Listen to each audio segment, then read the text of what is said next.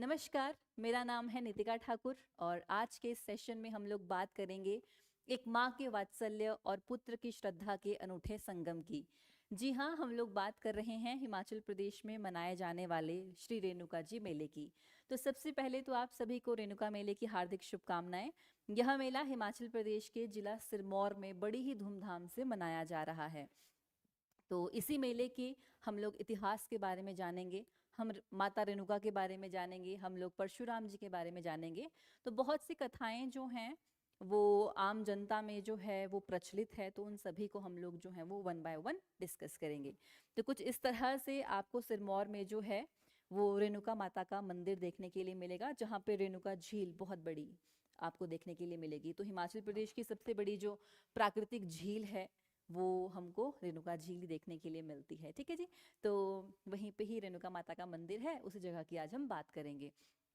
तो देखिए, रेणुका मेला जो है वह देव प्रबोधिनी एकादशी को मनाया जाता है। तो सबसे पहला पॉइंट तो आपको यही ध्यान देना है कि यह मेला कब मनाया जा रहा है। देव प्रबोधिनी एकादशी को मनाया जाता है, जिस दिन परशुराम जी जो हैं वो रेणुका माता से मिलने के लिए आते हैं। तो रेणुका माता, ठीक है जी, आप देख सकते हैं यहाँ पर। इस मेले का जो इतिहास है वो ये है कि इस दिन जो परशुराम जी हैं और जो रेणुका माता हैं, उनका संगम होता है। परशुराम जी ने प्रॉमिस किया था अपनी मदर को, रेणुका जी को, कि मैं आपसे मिलने के लिए ज़रूर आऊँगा। ठीक है जी, तो प्रॉमिस क्यों किया था वो तो हम अभी जानेंगे, लेकिन प्रॉमिस ज़रूर किया था। तो इसीलिए जो लोग हैं वो बहुत ही श्रद्धा के साथ इस मेले में आते हैं। यह मेला इंटरनेशनल मेला है, अंतर्राष्ट्रीय स्तर का मेला है जो हिमाचल प्रदेश में मनाया जा रहा है। तो बेसिकली जो दिवाली है, दिवाली के 10 दिनों के बाद यह मेला मनाया जाता है। ठीक है, 10 डेज आफ्टर दिवाली।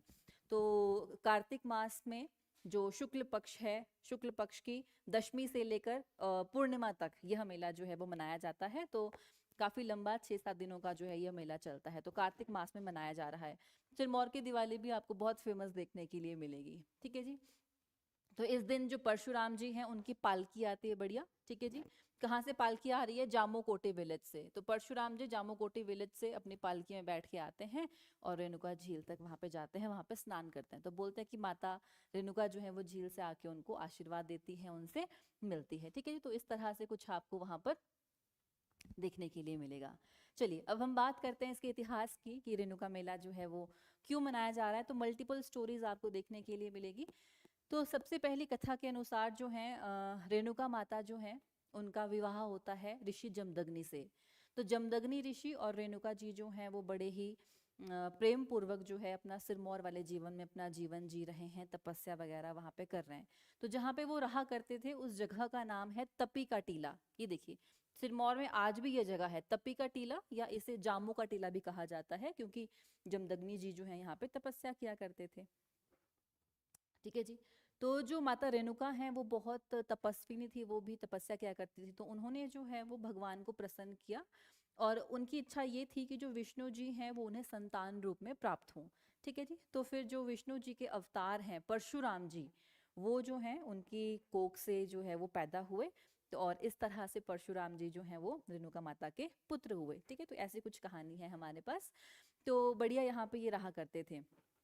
तो एक समय की बात है आगे चल के कि जो अपने ऋषि हैं, जो जमदग्नि ऋषि हैं, वो बहुत तपस्वी थे। तो उनके पास जो है वो कामधेनु गाय थी।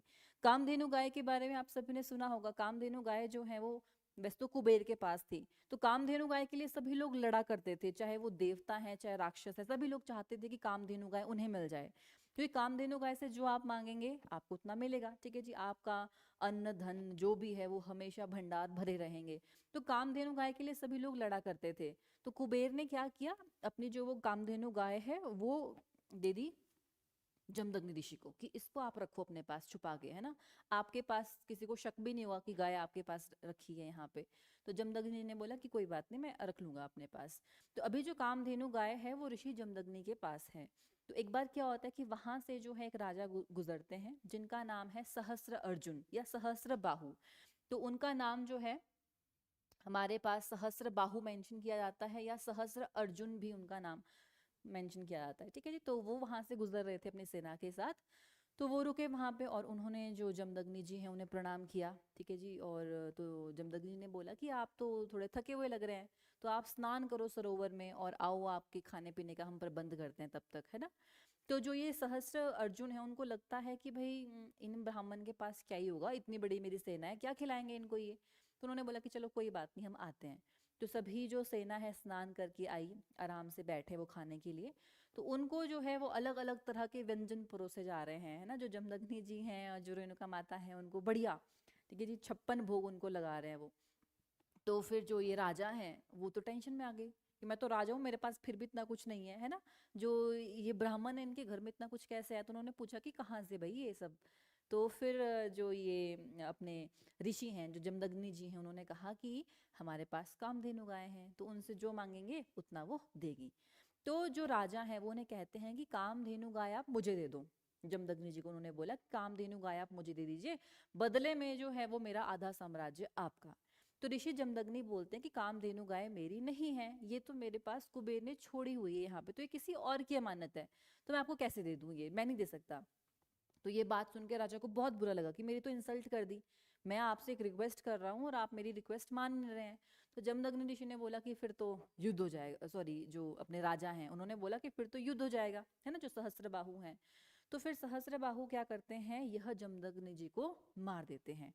और जैसे ही इन्होंने जमदग्नि ऋषि को मार दिया तो रेणुका माता को भी बहुत बुरा फील हुआ, और रेणुका माता भागी भागी भागी वहां से। और पास में ही एक सरोवर था, उस सरोवर का नाम था राम सरोवर।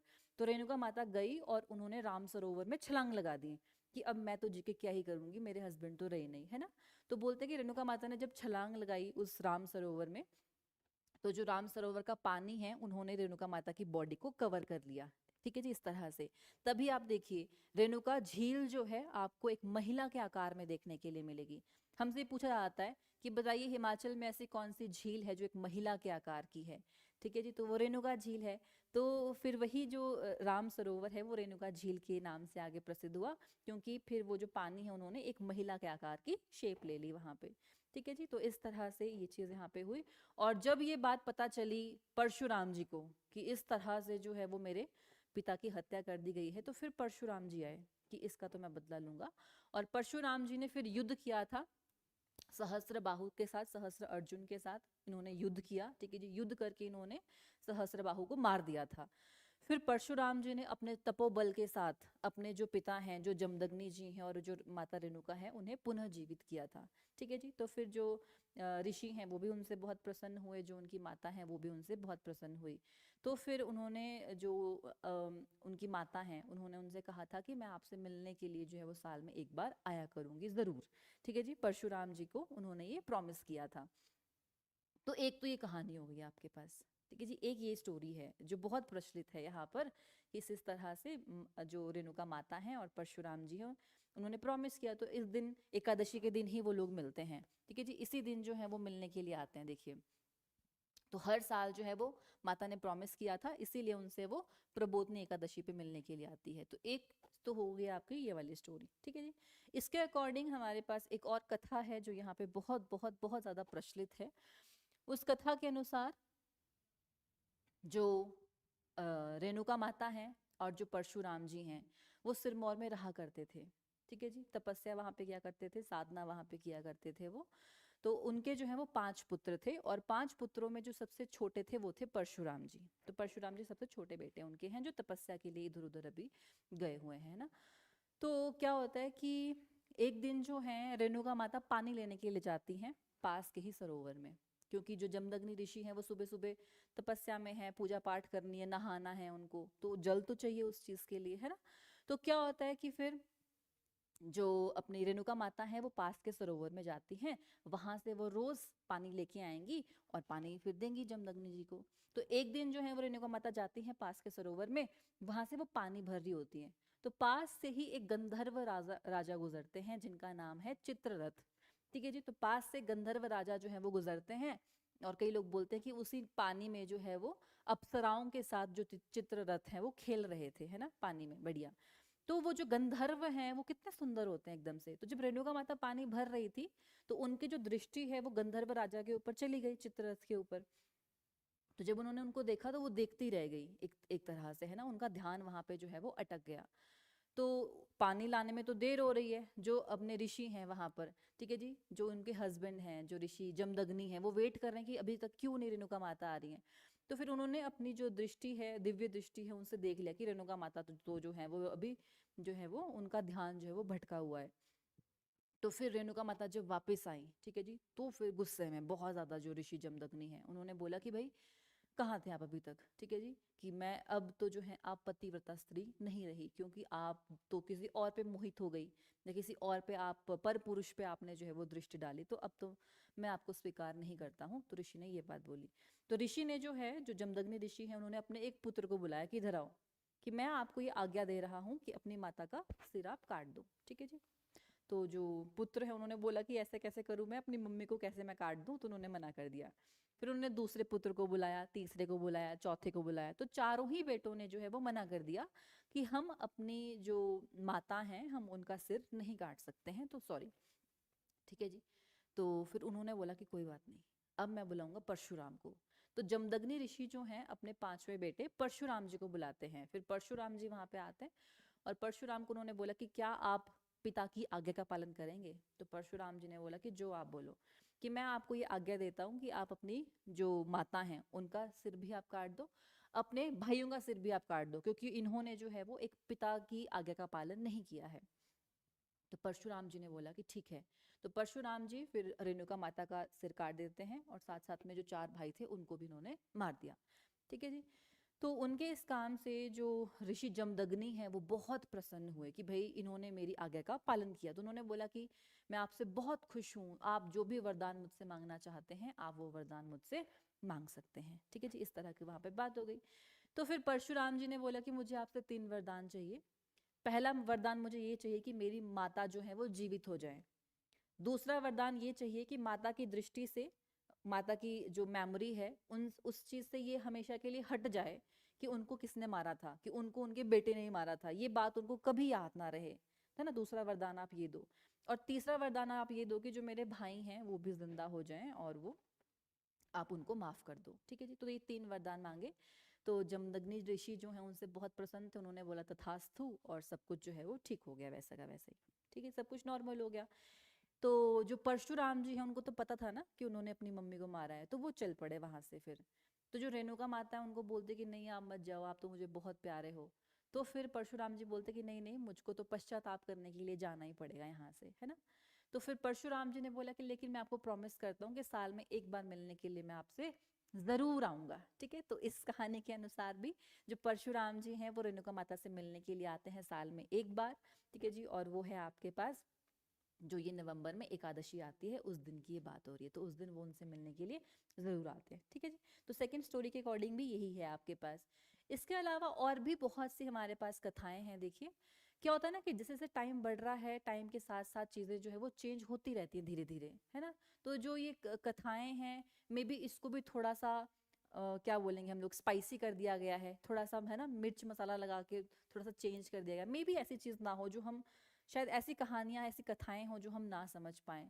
तो इसी की एक और स्टोरी ये भी है कि जो रेणुका माता हैं, रेणुका माता को ही माता यलम्मा के नाम से भी पूजा जाता है साउथ में, ठीक है। तो एक स्टोरी इसकी ये भी बोलती है कि जो रेणुका माता है वो बहुत साधना किया करती थी, तपस्या किया करती थी बहुत ज्यादा। तो उन्होंने बोला कि जो परशुराम जी, मतलब जो विष्णु जी हैं, वो मुझे पुत्र रूप में प्राप्त होने चाहिए, है ना। तो पुत्र रूप में प्राप्त हो गए, तो परशुराम जी आ गए फिर। तो परशुराम देखिए, आप उनकी साधना आप देखिए कि भगवान को पुत्र रूप में आना पड़ा, है ना। तो परशुराम जी आ गए। तो फिर क्या होता है कि जो रेणुका माता हैं उनकी इच्छा ये थी कि मुझे जो है वो यलम्मा देवी के नाम से पूजा जाए, कि मतलब मैं इतनी तपस्या मैं करूं, ठीक है जी, कि मैं जो है वो गॉडेस बन जाऊं एक तरह से, है ना। तो ऐसा बोलते हैं कि फिर जो परशुराम जी हैं उन्होंने ही उनका जो है वो सिर हटाया था और यलम्मा देवी का जो सिर है वो लगाया था। तो कटिंग वर्ड या सिर काटना यहाँ पे जो है एक सिंबॉलिक टर्म है, एक्चुअल में ऐसा कुछ नहीं हुआ था। मतलब यलम्मा देवी के नाम से उनको जो है वो प्रसिद्धि मिले, उनको पूजा जाए उस रूप में, ठीक है जी, इसलिए ऐसा हुआ था। तो इसके बहुत से अलग अलग कहानियां हैं, ठीक है जी। आपको भी कोई और स्टोरी पता हो तो आप जरूर हमारे साथ साझा कर सकते हैं।